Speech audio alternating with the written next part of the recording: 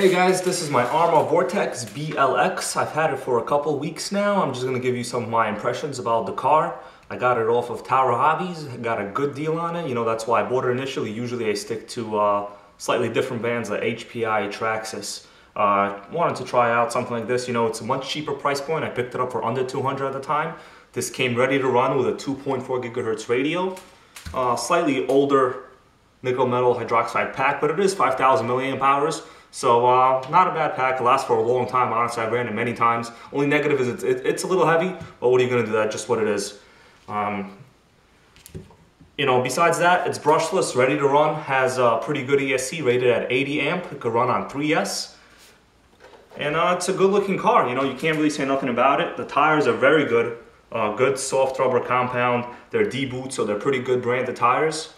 The rears are metal 12mm hex hubs. The front are plastic 12mm as well. So no problem there. You could really use most tires from a Slash. Most 10 scale tires will fit this, no problem. So there's no kind of a brand specificity here really, which is really what I go for, to be honest with you. So let's take off the body. We'll talk about that a little bit. I think one of the things that Arrma tries to market with this car is the battery door. So the way you put a battery in this car is you would have to take a pin out at the bottom here and open the battery door like this. So, you know, not a bad design, but there's one negative. So when you put the battery in, let's say like this, you know, you put the wire through, you would close it, lock this. Basically, the whole goal of this is so you don't have to take off the body, but you still have to connect the wires. I mean, you can connect it with the body on, but you have these molded plastic pieces here to protect the body. So to be honest with you, I generally just wind up taking the body off, connecting the wires and going through that. So basically you're stuck with a process almost twice as long as any other RC. Another negative I noticed with the whole battery setup is relatively, I wouldn't say ridiculously large batteries, but batteries that I run in a lot of my cars, which is Traxxas, you know, 3-cell LiPo. This came in my X01. Not a ridiculously large battery. You know, this may be the size of a pretty big capacity 2-cell. It doesn't fit here at all. I mean, you know, literally 3mm, it would fit. So that's a negative. Also, this other pack I would have ran here, which was shipped with my Traxxas Slash VXL 4x4. Also, literally, you know, 2mm, maybe 1.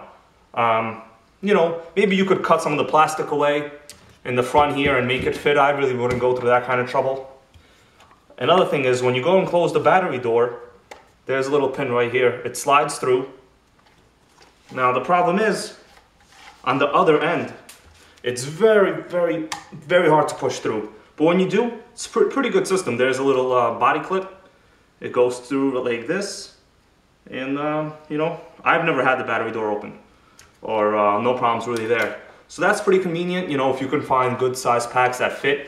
I'm pretty much now relegated to running this pack in this car, which is a small 2700 capacity 2-cell. You know, it's rated at 25C. This system does heat this pack up a lot, so the discharge is probably too high for this kind of pack, for this. But what am I gonna do, you know? It's either that or buy specific batteries for this car, which, you know, at this price point, I really don't see the advantage of that. When you look at the chassis, the kit itself, it's really good looking. You know, it has twin vertical plates, aluminum. I haven't broken anything on it. And I've ran through a couple packs, you know, at almost top speed with even bigger tires than this. The tires I normally ran on this car, just for bashing, like old Traxxas Talons from my old Stampede. They're bigger, they're a little heavier, but I really don't care about these tires. And it ran just fine with this. Now, another thing, the motor system. Motor system is really nice in this. So, you know, it has a built-in fan, it's all waterproof. There's an on-off switch right here, pretty easy access. Really well waterproofed. You could see the rubber grommets and boots everywhere.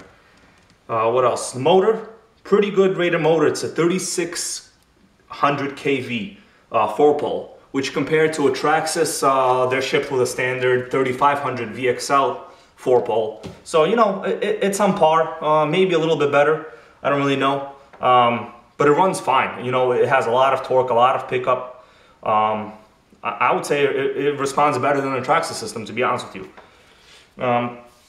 Only thing I found, for some reason, I don't know really how to access the menus on this ESC. If you read the owner's manual, it's half foreign languages. And the part that's English is nearly incomprehensible. It's poorly translated. I have no clue what they're saying.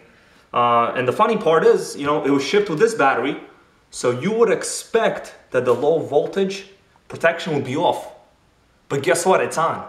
Because when I run this pack, it turns off at about 7.3 or 4 volts for the 2-cell.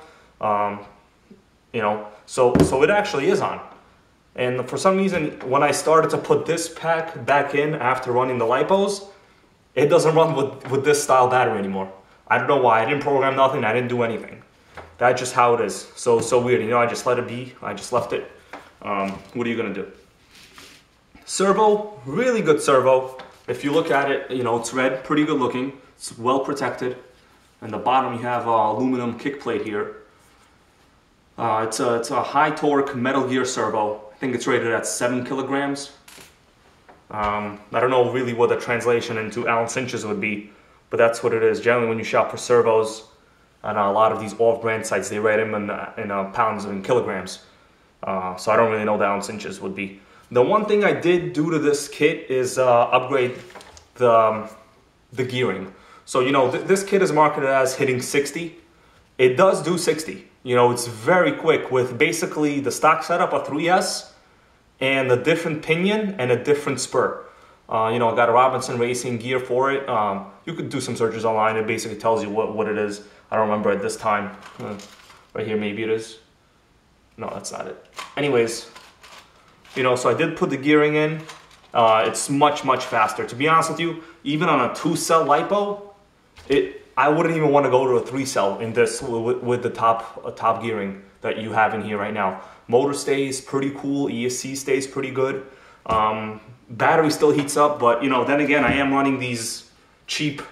You know, I think this lipo cost me like $11 to $12, and I've ran it many times. Wish I could run this Traxxas, but it just doesn't fit. So that's that. What else is there to say? Wheelie bar at the back, really good and functional. You know, unlike a lot of the Traxxas models where you have to buy them after the fact at like $12 or $13, this already has it. It has a metal shock tower brace. It has aluminum motor plate. Drive shafts are metal. Out drives are all metal. They're not CVDs, but they are dog bones. You know, I haven't broken anything on a 2-wheel drive car like this. Really not that much strain on the transmission, I find, because, you know, I do a lot of running on like relatively sandy type areas, so tires never really have that great of a traction, so that works for me. So what else is there? You know, not a bad car. To be honest with you, my biggest pet peeve with it is the battery problem. You know, because a lot of these brushless cars, basically, you know, the faster they go, it's because of the battery. And if you have a hard time finding a pack that fits, guess what? It's really a car that you're probably not going to use much. I mean, that's how it is with me anyway. I don't know about you guys, but you know, I try to kind of have similar packs that fit in a lot of my cars, only because I don't like to change connectors, I don't like to change the settings on the chargers. It's a whole bunch of problems. That's that. You know, the body, I flipped it a couple times, more than a couple rather, a lot actually. And if you look at it, you could barely see any scratches. There's no, you know, stress marks on the body. Compared to, let's say, a Traxxas Slash VXL body, I flipped it probably an equal amount of times as this. And in my opinion, it's much worse shape than this body. You know, there's a lot of reasons for that. I mean, I'm not saying this is a higher quality body, but it is smaller. You know, the car is lighter than the Slash, so it will have slightly less impact. That could be it, I don't know. Plus the Slash is molded in a different way, has a lot more stress points. But you know, for the price, not a bad kit. You know, if only I could figure out how to properly set the ESC to run this pack, because I really don't mind running this pack, but I can't get it to run it anymore. Don't know what that is all about. So that's that. You know, feel free to ask me any questions. Oh, one more thing. I noticed that when you take the wheel nuts off, you know, unlike any RC car I've ever had, where you have, you know, there's like a different I guess, tightness. There's plastic in the actual nut, so when you tighten it, it all kind of binds. You know, if it's a little loose, it'll still be tight. These nuts, basically, they're either on or they're not. They're either tight or they're not. That's it. There's no play. It's just what it is. I haven't lost any yet, so nothing really unscrewed, but I do check them before every single run. So that's important. You know, but it's really things like these that kind of make you notice. You know, maybe this is slightly off-brand. Nothing wrong with that. You know, it is a much cheaper price point than other cars you could buy. Now keep in mind the BLX right here, the Vortex in general, it is similar to the BLS. What I've noticed the difference is this is a higher rated brushless system, and it has a couple more aluminum and metal parts in the chassis itself. I think the BLS comes with a 35 amp rated ESC, this is 80, and you can run 3S. Don't know if you can run a 3S on the other one. But believe it or not, the BLS comes with a 7-cell battery, this only has a 6. In theory, maybe the higher rated KV motor will balance out, I don't know. But to be honest with you, without the gearing upgrade on a 2S, this thing is pretty boring. I would never drive it. You know, I first ran it with this pack, and on the stock gearing, it was bad. I put it back in the trunk of the car. As soon as I got the gearing, a regular 2S was fun. It was very fun. It rolls really well. The suspension, you know, in my opinion, very good. The shocks, very good. It's stock, I didn't do anything. You know, to my Slash, to my Stampede, I had to do a lot of fiddling. The shock caps pop off all the time on the Traxxas. Here, I've rolled it, I've crashed it, nothing. You know, no problems with the shocks. They're really good progressive rate. You know, the rebound is very good. Front is very good. You know, so I have no problem with that. Honestly, I wouldn't mind using these shocks on some other cars that I have. But, you know, what am I going to do here, basically? So that's that, guys. Thanks for watching, and, you know, I'll keep you posted.